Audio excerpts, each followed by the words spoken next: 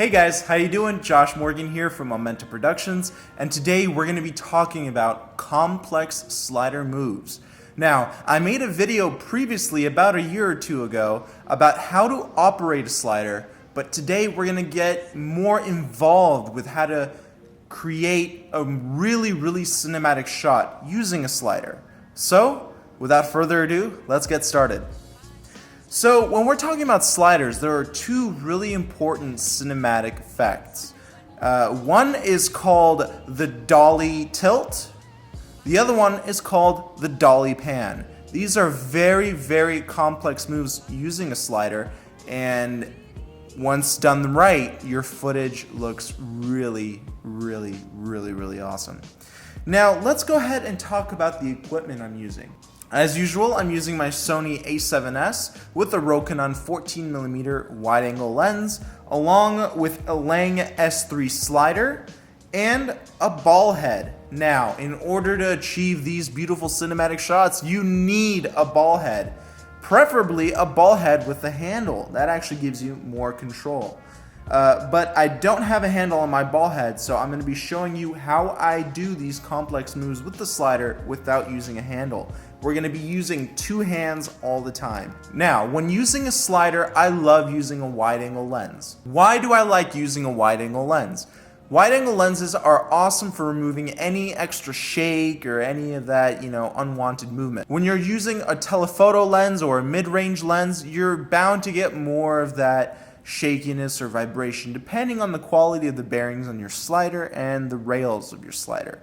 But I'm going to keep it straightforward. I'm going to use a wide-angle lens. Sometimes I use my mid-range lens, but today I'm just going to stick to my wide-angle.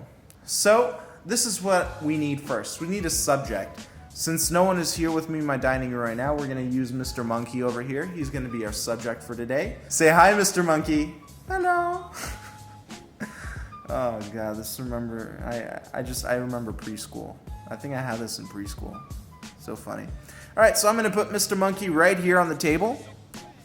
Alright, and then I'm going to angle my A7S downwards. Okay.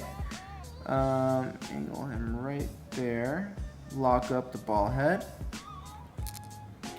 And what we're going to first do is we are going to do the dolly pan. This is a very awesome movement that you can achieve with your slider.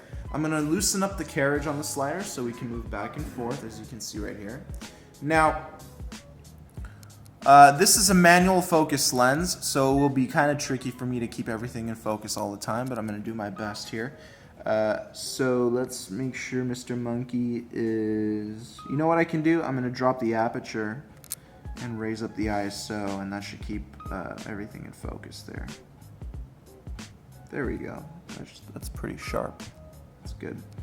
So what I'm going to do, first off, I want you to just get used to moving the slider side to side. Just move the carriage slide to slide. Get used to how smooth it feels and how it glides. And I like using two hands. That way you're more stable with your movements. You're not picking up the pace. You're not slowing down. You're keeping it very consistent. That's something you have to really practice. Once we get that down, you can go ahead and loosen up the panning lock on your ball head.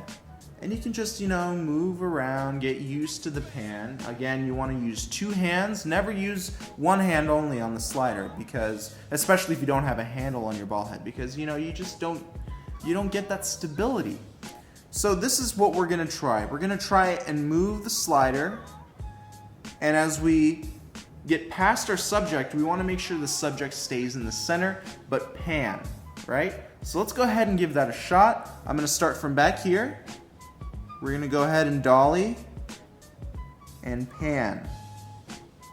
See, my ball head actually seized on me for some reason. There's like sand in there or something. So you want to make sure that it's nice and smooth.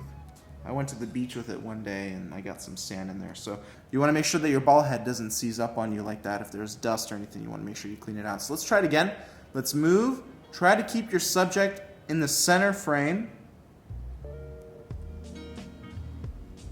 Just like that. Again, you can practice more. The more you practice, the better it becomes.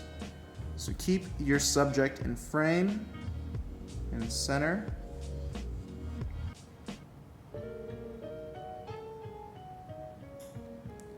Like that, and try going, probably this way will be easier for me, and then you can just reverse it in post.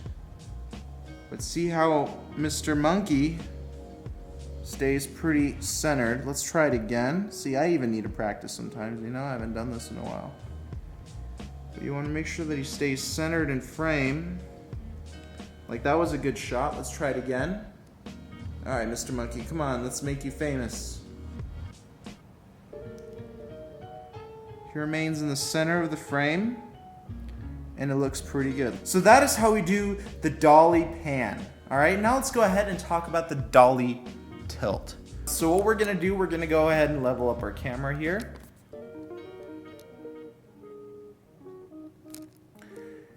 Now, since panning is moving this side to side just like that, tilting will be moving up and down.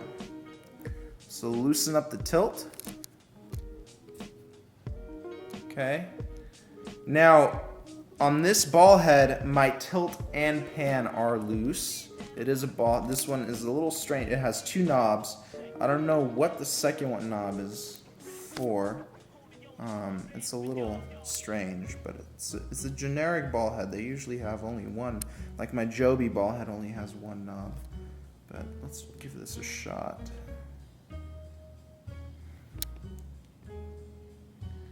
So what we can do, we loosen up the carriage here and tilt up.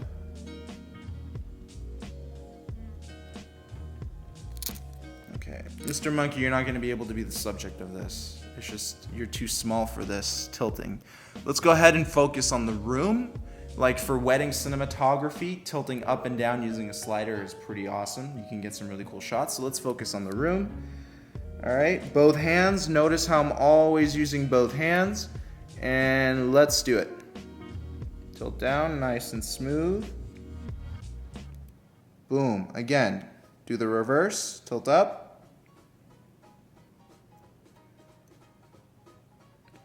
Good, try it again. Very nice. Again. Back.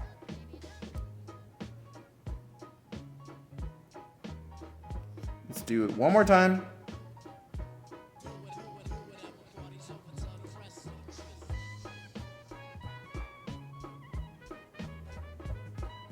Nice. Once these shots are perfected, it does take time to practice. Like I even could use a few times practicing it because I haven't touched my slider in a while. So you can definitely use this as practice. Again, what I strongly recommend is using two hands. For the tilting, I like to put one hand on the body of the camera and one hand under the lens. This is gonna get you the best control so you don't have any of that unwanted jitterness. So you wanna keep your footage as smooth as possible. Another reason why I like to use a wide angle lens. This is what I like to do actually. I like to use a wide angle lens, shoot in 4K, and then in editing, I can crop in and it will look like as if it was shot on a mid-range lens. So that's another trick. Shh, don't tell anybody about it that I like to do. Just because I really don't want any of that shake. I really don't. And then post-stabilization is whatever. Sometimes it can warp images, especially in Final Cut. Final Cut likes to warp images and stabilization, so, and you know, it doesn't really look professional. So I like to crop in 4K when I want a mid-range look, and that's just a really useful trick. Also, I strongly recommend you lubricate your slider. Once your slider stops, you know, dries up, you're gonna start noticing a little like bumpiness, like there's some chips or something on the rails. It's gonna seem very bumpy and your slider's actually gonna be pretty loud. So I like to use silicone lubricant. What's really awesome about silicone lubricant is that it's not sticky, so no dust will fall and just stay there. Silicone lubricant is really good at repelling dust. You want to keep the lubricant on the slider to be, dust free, and that will get you really slick and smooth sliding shots. So I hope you learned a lot in this video. We went over two complex moves with the slider. We went over the dolly pan and the dolly tilt. These are very, very powerful cinematic moves you can do with your slider and really up your production value in your cinematography. So if you have any questions, please email me at info@capturethemomentum.com, or better yet, comment below and I'll get to your comment as soon as possible. If you're a company and you would like me to review your products, please also email me at info@capturethemomentum.com, and I cannot wait to see what you will create. Thank you guys so much. Check out my website at capturethemomentum.com. Also, like this video, subscribe to my channel, share this video with your friends, and I will see you on the next video.